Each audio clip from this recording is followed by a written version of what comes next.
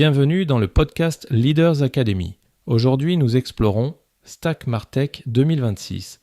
Pourquoi votre architecture technologique est devenue votre principal avantage concurrentiel.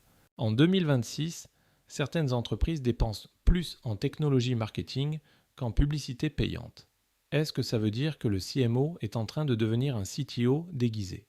Pas exactement, mais il doit le comprendre comme un CTO. La réalité, c'est que votre stack Martech est devenu votre moyen de production. Si vous ne le maîtrisez pas, vous êtes dépendant de prestataires qui, eux, maîtrisent votre business à votre place. Concrètement, qu'est-ce qui a changé entre un Stack Martech d'il y a 5 ans et celui qu'on voit chez les leaders en 2026 ?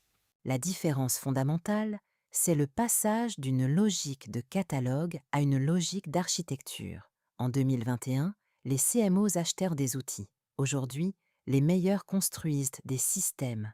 Prenez L'Oréal. Ils ont réduit leur nombre d'outils de 180 à 40, mais leur capacité de personnalisation a été multipliée par 6. Ce n'est pas une question de quantité, c'est une question de cohérence architecturale. 180 outils, c'est une réalité que beaucoup de grandes entreprises connaissent encore. Pourquoi c'est dangereux ? Parce que chaque outil crée une frontière de données. Vous avez un CRM qui ne parle pas à votre CDP, qui ne parle pas à votre plateforme d'activation. Résultat, vous prenez des décisions marketing sur des données fragmentées. Et vos concurrents qui ont unifié leur architecture prennent des décisions en temps réel pendant que vous consolidez des rapports Excel le lundi matin.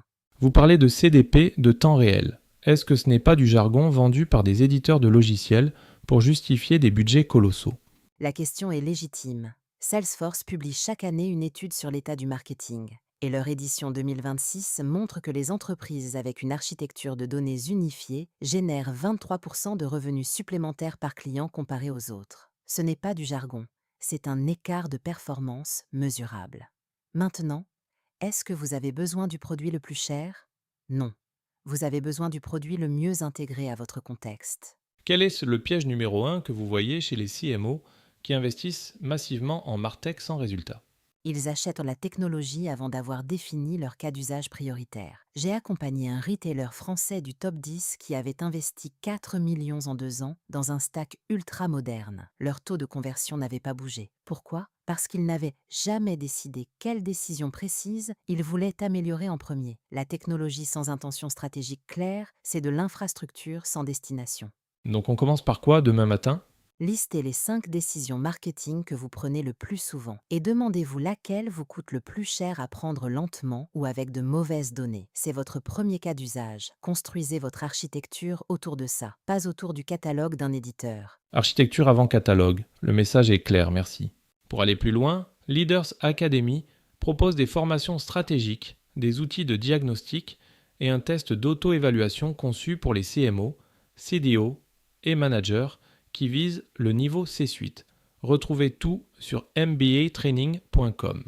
Merci d'avoir écouté le podcast Leaders Academy. Rendez-vous demain pour un nouvel épisode.